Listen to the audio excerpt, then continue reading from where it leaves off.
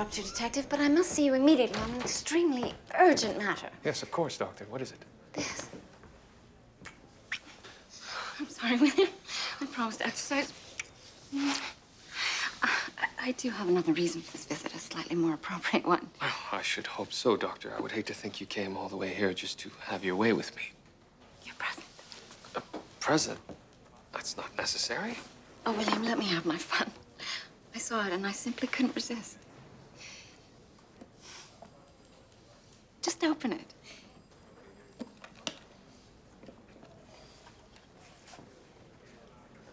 A Collins bullet extractor. It's the latest model. What? I don't know what to say. Do you like it? Yes, of course. I just thought, what if you needed some evidence and I wasn't around? Oh. Sir? Terribly sorry, sir. Doctor, you're both needed.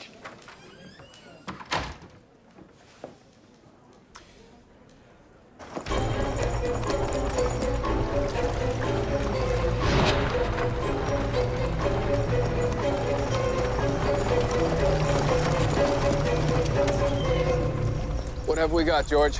A man on his way to work found her face down in the creek, sir. And I take it you don't believe it was an accident? Well, sir, someone took the trouble of relieving the young woman of all her clothing, yet left behind a gold bracelet. I thought that rather unusual. Right then. Look for footprints, wheel tracks, and pieces of cloth. Her body may have been wrapped in a sheet or a blanket for transport. And begin the search for any possible witnesses. Sir, anything else? See if anyone has reported any young women missing. I suppose the only clue we have as to her identity is the bracelet. We'll all try to locate its origin. Right. Doctor? There's a significant amount of bruising on her left arm and torso. I'd say it's at least a day old. Any idea of the time of death? Rigor mortis is already reversed. The muscles are flaccid. I believe she's been dead at least 24 hours. There's something odd, however. What's that? The body exhibits an unusual lack of lividity. One would expect blood pooling. But there isn't any. Exactly. Her eyes are dull. There's severe inflammation of the conjunctiva, as though she bled from them. We'll have to examine her further, of course, but for now, I'd venture to say our victim was somehow drained of her blood.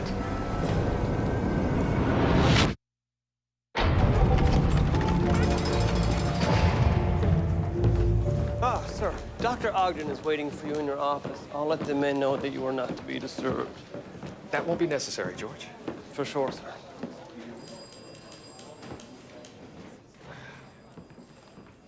Doctor, have you a preliminary report for me? I do. Shall I shout it? No, that won't be necessary. There was no water in our victim's lungs.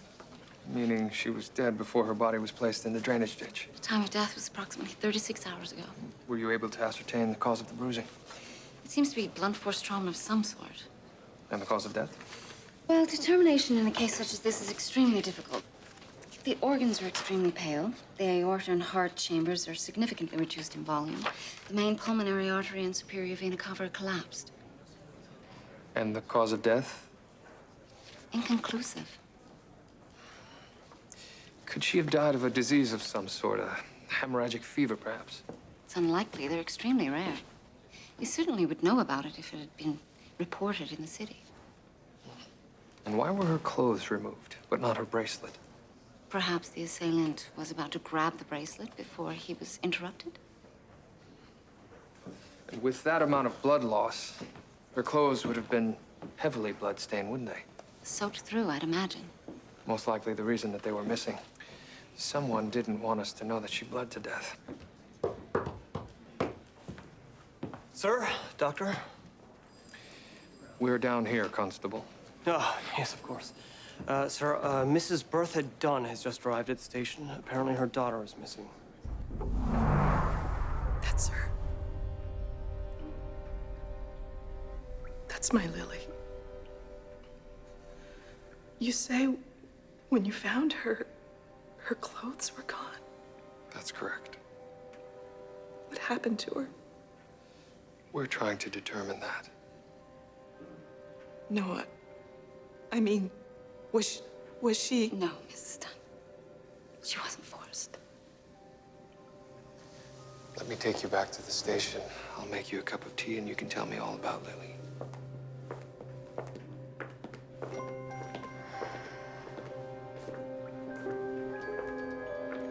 Lily. It's a lovely name. Can you think of anyone who might have wanted to harm Lily? No one at all. Lily led a very quiet life. The demands of her job, you see. She put in very long hours of work, and then she would come home and she would help me with my work. I take in ironing. And when was the last time you saw her, Mrs. Dunn?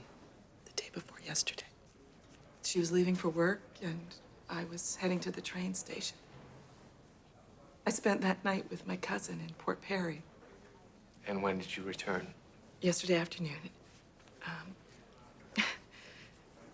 She often worked very late into the evening, so I wasn't concerned, but then she didn't come home at all.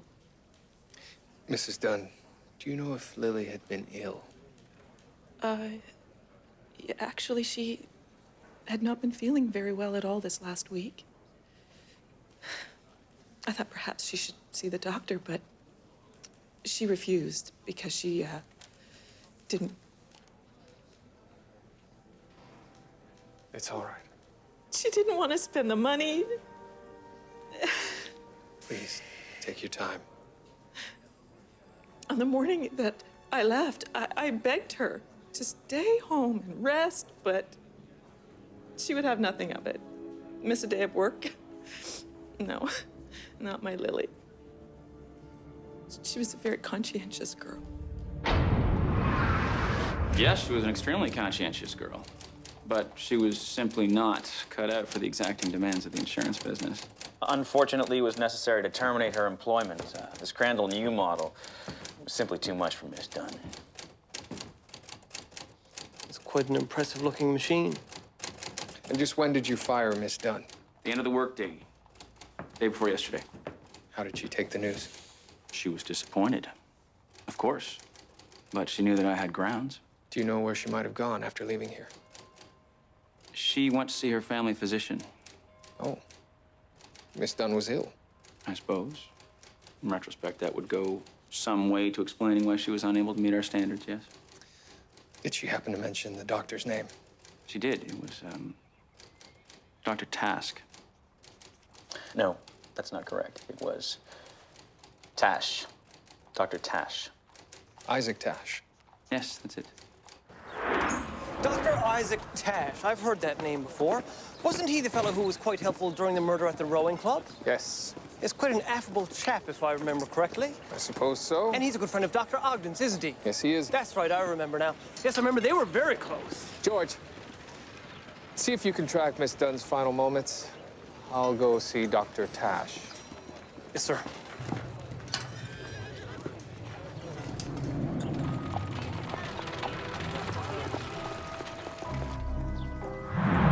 Detective Murdoch. What an unexpected pleasure. Is this a social call? I'm afraid not. I'll only take up a moment of your time. I'm here about a patient of yours, Miss Lily Dunn. Miss Dunn? Yes, of course. She all right? Her body was pulled out of a drainage ditch early this morning. How horrible. Yes, and apparently the last time anyone saw her alive, she was feeling ill and on her way to see you. I don't understand. She didn't have an appointment. In fact, I haven't seen her in quite some time. I'm trying to understand what you're telling me. Are you saying that she was ill or that she was murdered? Has Julia completed the post-mortem? Dr. Ogden hasn't yet determined the cause of death. We were hoping that perhaps you could help us. Do you have any idea why she may have been coming to see you? No. None? What were the circumstances of her previous visits? I feel I must remind you of doctor-patient privilege, Detective. Surely privilege doesn't apply under these unfortunate circumstances. On that, we will have to disagree. Rest assured that her visits were nothing out of the ordinary. I'm sorry that I couldn't be of more help to you, Detective Murdoch. All I can say is that if Miss Dunn was on her way to see me on the last day of her life, I most certainly wish that she had made it. Now, if you'll excuse me, I have patients waiting. Yes, of course. Thank you for your time, Doctor.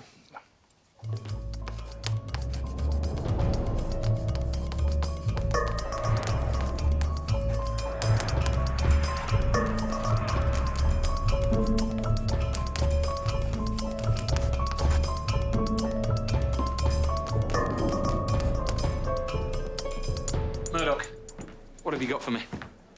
It's a record of Lily Dunn's movements, sir.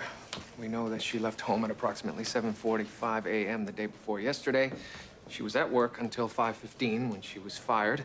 Feeling ill, she decided to visit Dr. Tash, but never did arrive at the doctor's office. She wasn't seen again until her body was found at approximately 8:35 a.m. So if she had been dead for 36 hours, she must have died shortly after leaving work. So it would seem. Ah, Dr. Ogden, perhaps you can shed some light. Well, I do have some additional post-mortem results. It appears that Lily Dunn suffered a miscarriage. She'd been approximately 8 weeks pregnant. Which might explain why she bled to death. Let me see that, Murdoch.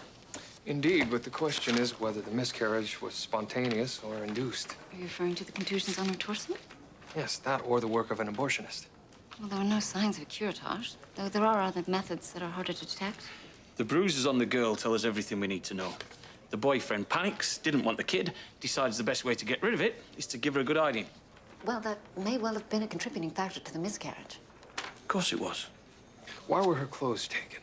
He stole the clothes to cover his tracks and confuse matters. Listen to me, if she was up the duff, some poor miserable sod put her there. Now, when you find him, I'll be more than happy to give him a good hiding and show him how it's really done. Mrs. Dunn, were you aware that your daughter was pregnant?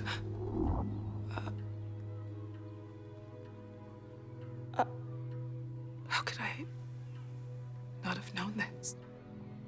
Let me get you a glass of water.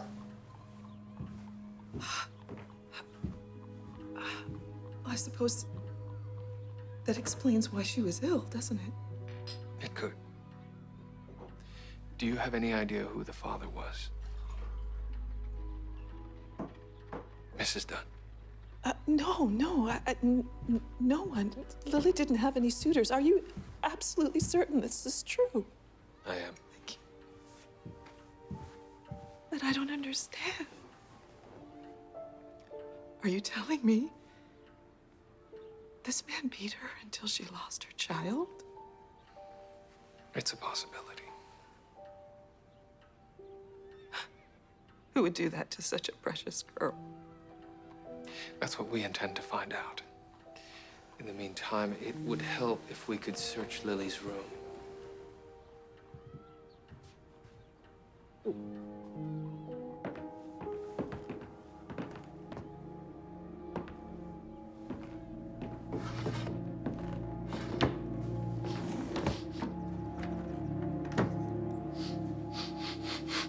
What's that smell?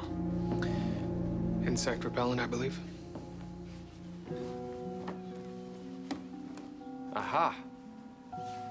Ah, a diary could prove useful. Let's hope so. I used to hide mine under the bed. You kept a diary, George. Find that rather hard to believe. Oh, well, I had my secrets, sir. There doesn't seem to be any mention of a suitor or even gentleman friends. However, she does mention a flea infestation. Well, that would explain the insect repellent. Sir, in my personal experience, a boring diary was an excellent way to keep a nosy mother in the dark. While keeping your true secrets hidden elsewhere. Countess Foster's female regulators. They do what a woman needs done. Sir, my understanding of this regulator business is that it has to do with a woman's monthly flow. You know, her moon time. Yes, George. Well, perhaps this had something to do with the blood loss. Perhaps. See what you can find out about these pills, where they're made and where they can be obtained. Never met a countess before. It's not likely you will.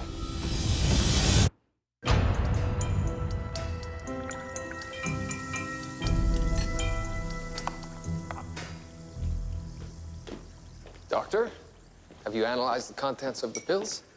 I have. So far, I've identified rue, savin, black cohosh, and cotton root bark. And all can be used as abortifacients. Yes, but even in combination, they could not have caused her massive blood loss. The dosage of these pills was far too low. What if she was desperate? Took an overdose? I suppose it's possible. Though brewing these herbs for tea is far more potent, and even then she would have had to drink an enormous amount. And if she did, could that have caused the hemorrhaging? In theory. Let's say that she did. She would have begun to bleed, And grow steadily weaker. which would explain her sickness at work. So concerned, she finally decided to visit her doctor. But tragically, she never made it. Or so the doctor says. And you don't believe him? Who is this doctor? Isaac Tash. Isaac, you didn't tell me. Well, the opportunity never arose. Oh, William, you know him. He's beyond reproach. And I don't doubt that. However, when I spoke with him, he seemed not totally forthcoming. He cited doctor-patient privilege. I'm sure if there was anything of importance, he would have divulged it. Regardless, I'll continue to perform additional tests. I'll let you know my findings as soon as I can. Very good.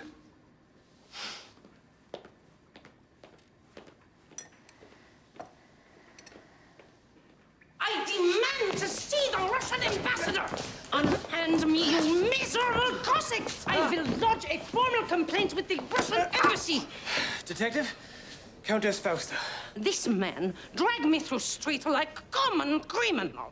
I have done nothing wrong. Now, I want to speak to your superior this instant. Ah, sir, I believe you're being summoned. Am I now? Oh, well, well, well. If it isn't Countess Fausta Fedosia, otherwise known as Sally Smoot, the siren of Sumac Street. Nice to see you too, Tommy boy. Is all this really necessary? Afraid so, Sal. Tommy, what am I doing here? Sure, I'm strictly on the up and up these days. I'm not so sure about that. My pills? Sure, my pills are not illegal. Sal, it's me you're talking to, Tommy Brackenreed. We both know what promises you're making the girls who buy these pills, don't we? Tommy, I never tell those girls that these pills will make them abort. And you never tell them they won't, do you? We fished a young woman out of a drainage ditch, name of Lily Dunn. She was pregnant. Isn't that right, Detective? Yes. Well, she lost the baby. Seems she bled to death. We don't know why. All we do know is that she had a bottle of your pills in her possession. My pills could never do something like that. Why should we believe you?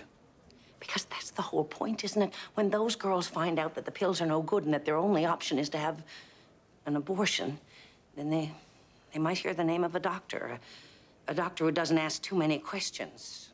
A doctor who doesn't leave you helpless with your legs cocked up in the air, demanding an extra $50 to finish the job.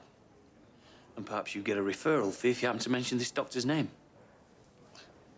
Well, if someone wants to show you their gratitude, it'd be rude not to let them, wouldn't it, Tommy? And did Lily Dunn get the name of this commendable doctor? Sal, you're not doing yourself any favors, darling. Miss Smoot, I am not interested in your business, and I'm not interested in judging the young women who come to you for help. What I am interested in, however, is who would throw a young woman's body in a drainage ditch like so much trash. Now, please, help me. The doctor's name.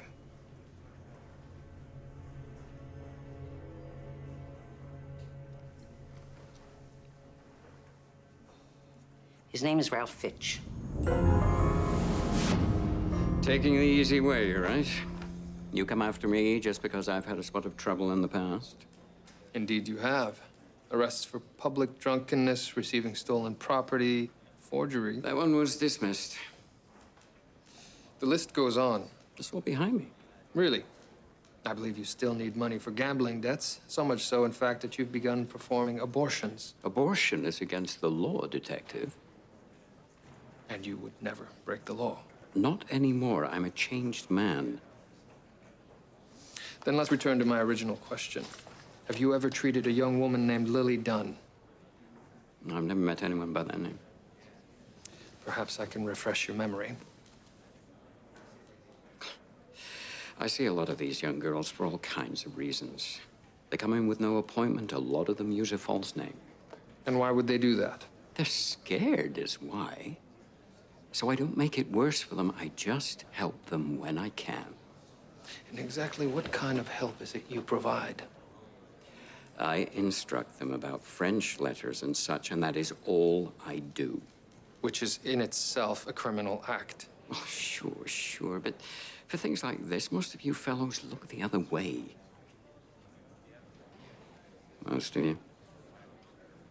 What I want to know is whether you were involved in Lily Dunn's death. I'm telling you, I never even met that girl. And further, I don't care what you've heard. I am not an abortionist. Then tell me who Lily Dunn may have gone to if she didn't come to you. Well, I don't have any proof, of course. I mean, it's only a rumor. I'm not saying it's so. Dr. Fitch. Right. But you understand it's only hearsay. Just say it. Isaac Tash.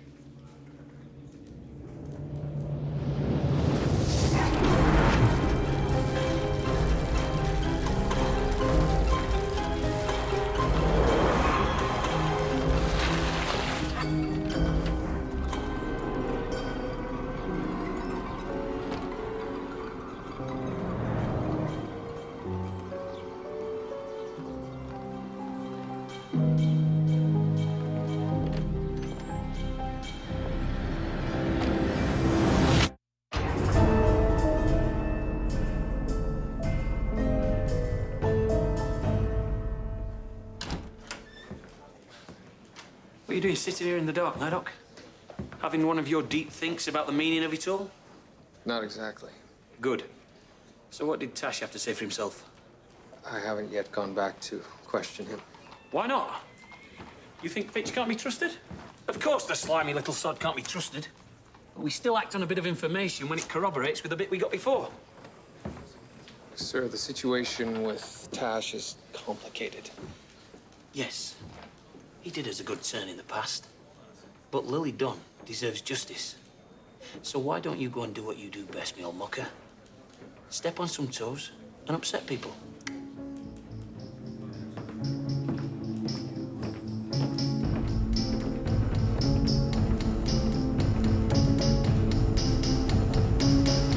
I've told you, Detective, I cannot violate doctor-patient privilege. Dr. Tash, I can only assume that you are trying to preserve Lily Dunn's good name.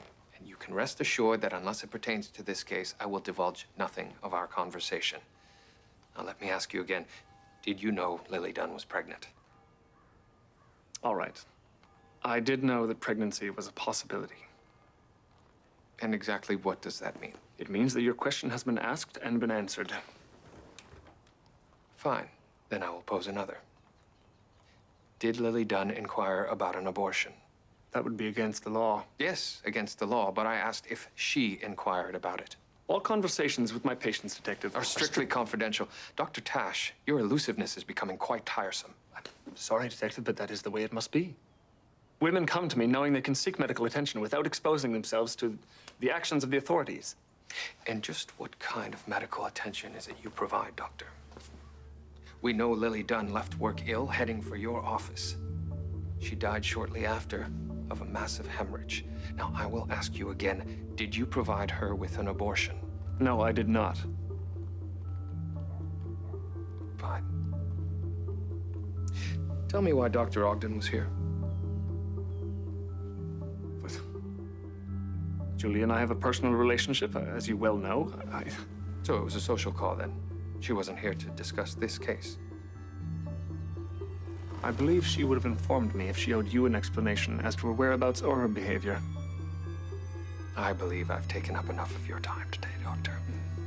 We shall no doubt speak again soon.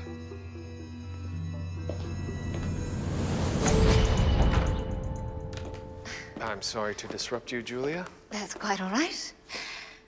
Lily Dunn's post-mortem results. She suffered from chronic parenchymal liver damage, resulted in a deficiency in her blood's ability to coagulate. This explains why she bled to death, but it doesn't address what caused the hemorrhage in the first place. Well, it's very difficult to do anything but speculate when liver abnormalities are involved. There's no reference to the stomach contents. That's very unlike you. Well, the discovery of her liver condition gave me my diagnosis. It wasn't necessary to look further. I see. And just how long have you known of this parenchymal liver damage? What do you mean? Did you determine it before or after your visit to Dr. Tash? William, were you following me? I went to his office to question him. My timing was inopportune. Well, I don't believe that my visit to Isaac should have any bearing on this case. I agree, it shouldn't. But if it was believed that you apprised him of your findings because you suspected that he had given her an abortion, William, what are you insinuating? it could be perceived as dereliction of duty. Perceived by whom? Julia, I just don't want you taking any chances. Well, I appreciate your concern.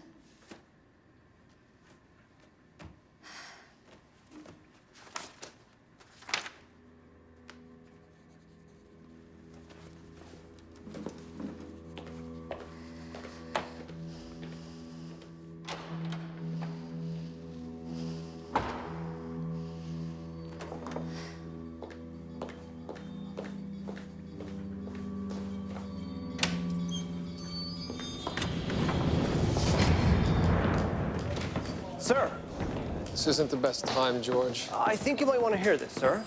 Very well. Even though we identified Miss Dunn, I continued to try to locate the shop in which the bracelet was bought. You might say I had a hunch. A hunch, George. It's a hunch, sir. Something all the young people are saying these days. You know that feeling where you have a push towards something, but you can't really explain why? I see. Anyway, I'd been looking in the wrong places. I thought the bracelet was just some inexpensive trinket. But it wasn't. Exactly. So I followed my hunch to some of the more exclusive shops. As it turns out, the bracelet is a very costly item made for an exacting customer who's bought a half dozen of them, each time for, and I quote, a very special young lady. Interesting. And did your hunch lead you to the identity of this man? It did indeed, sir.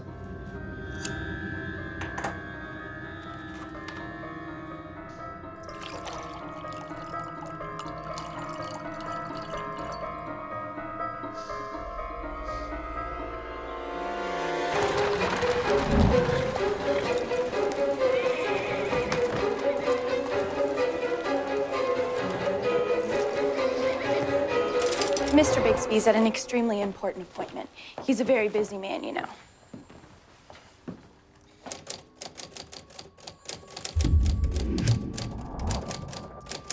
My, that's a lovely bracelet.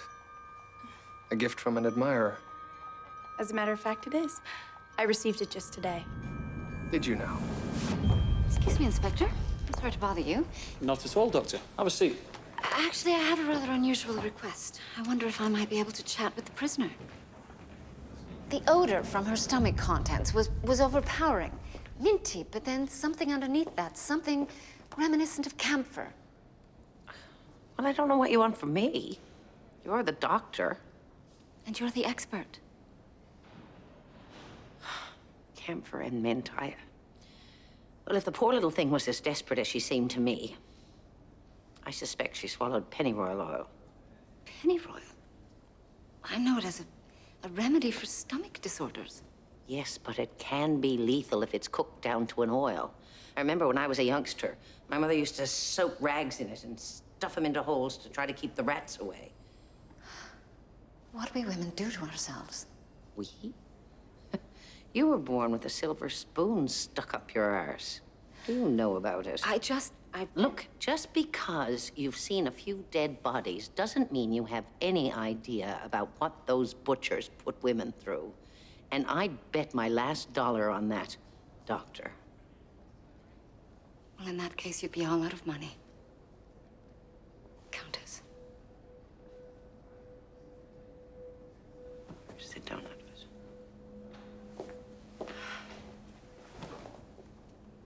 Now tell me about the effects of pennyroyal oil. I only saw one woman. She just had a teaspoon. She bled from her eyes, from her ears, and from every place else that you can imagine. There was nothing that anybody could do for her. Disseminated intravascular coagulopathy. If you say so. It's just a horrible death. I've seen a lot of women die horrible deaths. Just seems to come with the territory.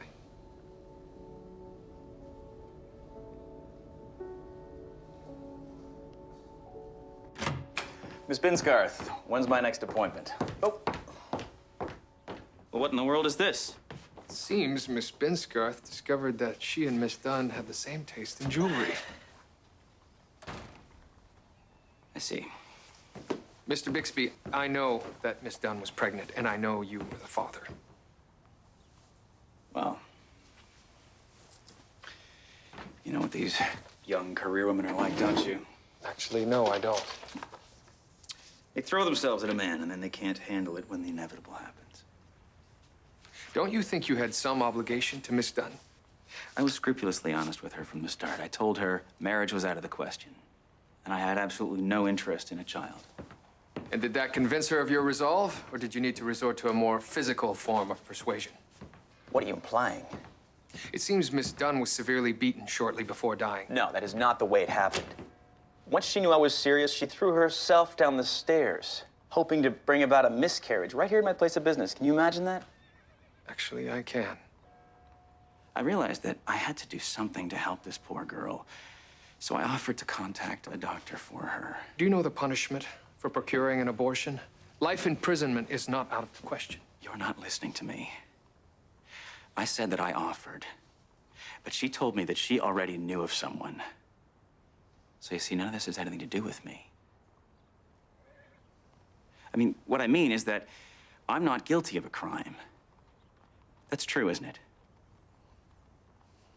What is true is that I find your actions deplorable. You are one sanctimonious. Give me the name of the abortionist Lily Dunn went to. I don't know it. The name! It's Fitch. Rose Fitch.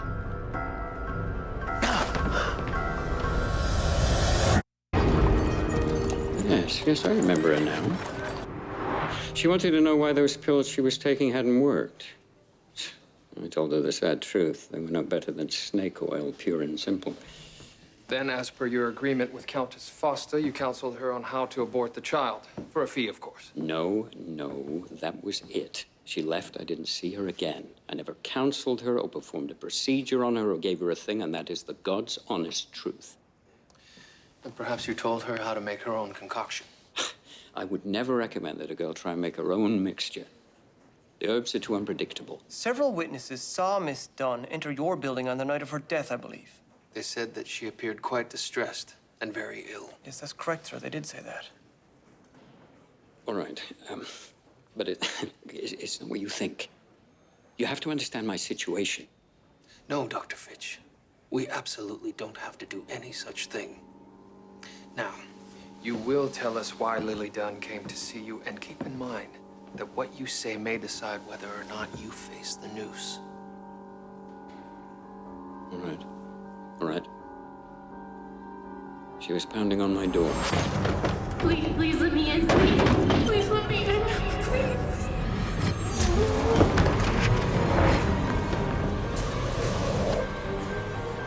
She was still alive, but just barely. It was clear she had tried to rid herself of the child. But she was hemorrhaging. Her blood pressure was practically non-existent. Her heart was giving out. I knew it would be over in moments. So I did the only thing that I could do. I stayed with her. Until the end. No, this isn't right. I didn't do anything. Didn't do anything?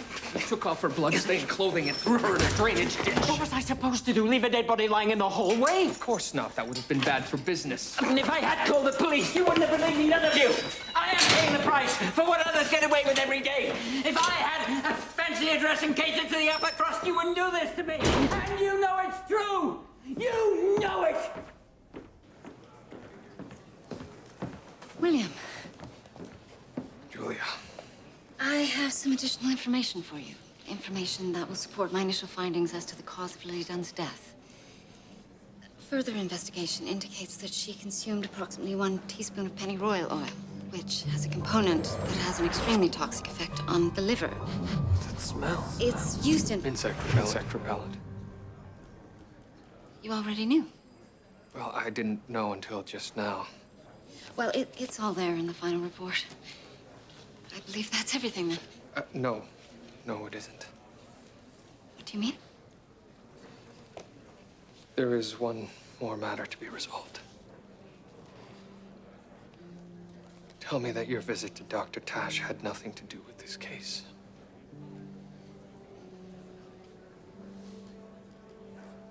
Julia. Please, William. I'm asking you to just let this go.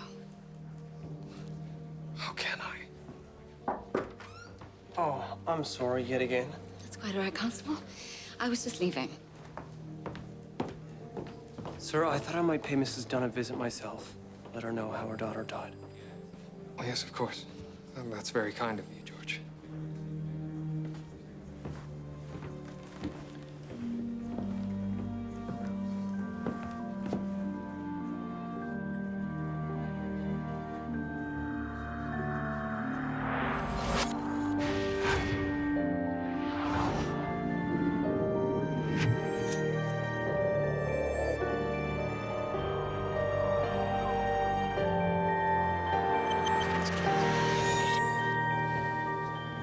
Just spoke with the solicitor for the Crown. He believes we have Fitch on interference with a dead body, and perhaps we could charge him with failure to provide aid as well. But you know what really upsets me? Is that the boyfriend's still out there probably buying more bracelets as we speak. Perhaps there's something to be done about that.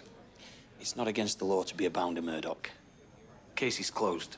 We didn't get the result we wanted. Sometimes that's just the way it turns out. Sir, a girl is dead. Do you think I don't know that? If I could hold someone responsible, I'd wipe the floor with him. Someone is responsible. For her death, she swallowed insect repellent. And from what Crabtree tells me, she more than likely got it from her own mother's cupboard. You want to throw Mrs. Dunn in jail? If so, I suggest you wait until after the funeral. Sir, how did she know to take the pennyroyal oil? I don't suppose we'll ever know. Someone must have counseled her. That could be anyone. A friend, a neighbor. Maybe she read about it. The important thing is that Fitch goes to jail and Sally Smootie's out of business. But, sir, if we accept this, is Fitch not right? About what? That we haul his kind off to jail and never bother to question the actions of someone like Dr. Tash. Fine. Make a few last inquiries. But Murdoch, tread carefully. There's a line here you may be sorry you crossed.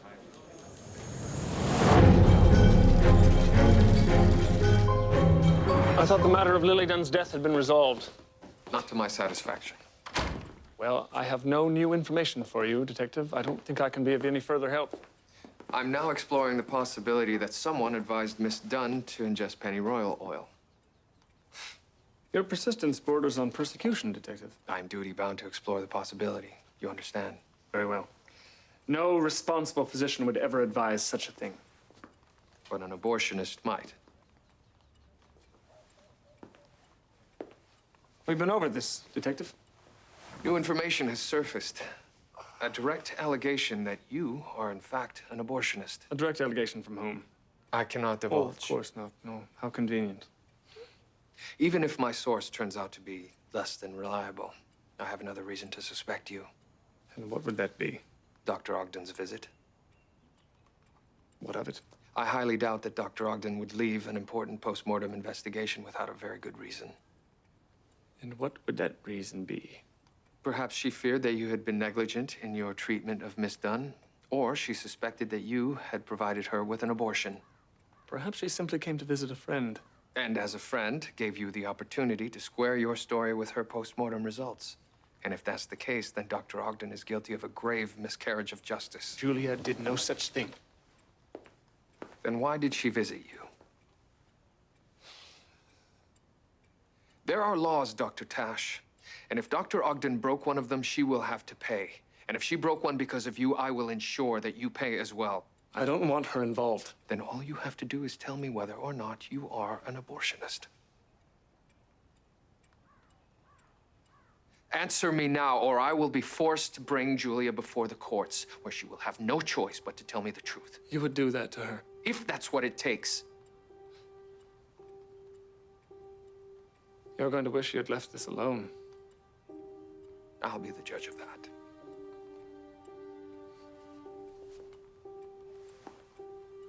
If a woman comes to me needing or wanting an abortion, I do not turn her away. Whatever her reasons, poverty, abuse, ignorance, illness, I ask no questions. I make sure the procedure is done safely, properly, with the least amount of trauma to the patient. You realize what you're doing by telling me this? I do.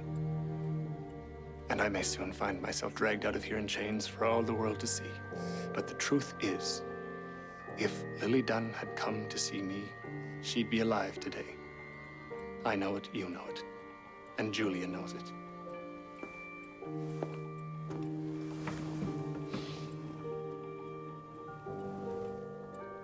Now you have your truth.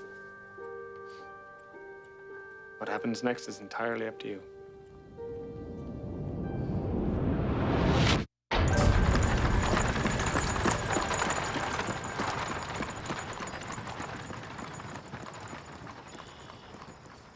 Julia, William, it's good of you to come. I'm very happy that you called. You should know that I've done nothing about charging Dr. Tash. It would involve investigating his clients. And others. And others. About the past. That's why I wanted to speak with you. It's not necessary. Oh, but it is.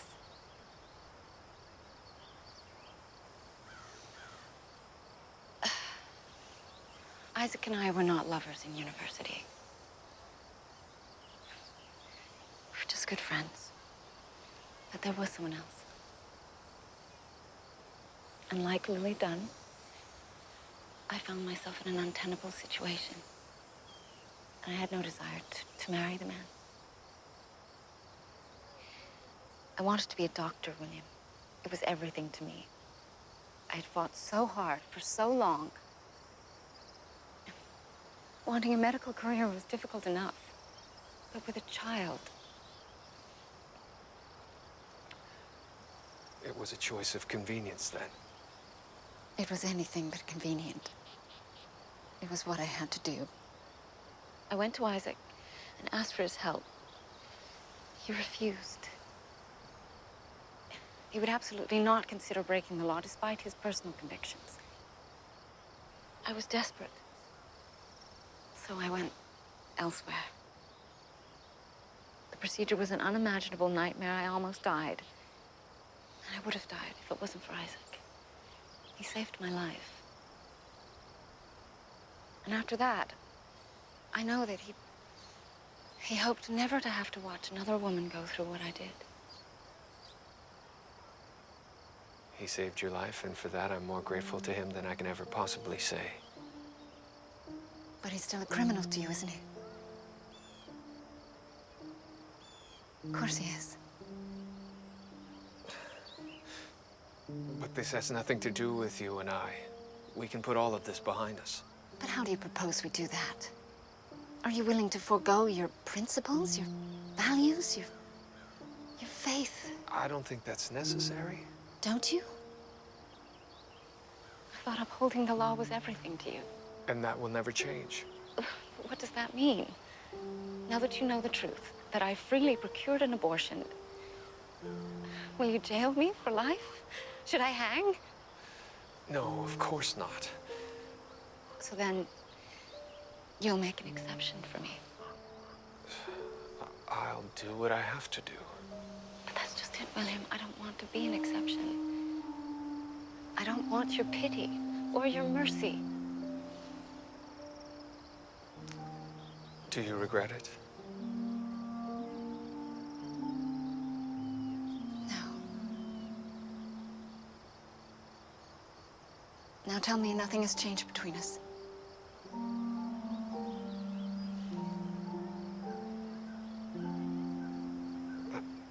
I can't promise you that.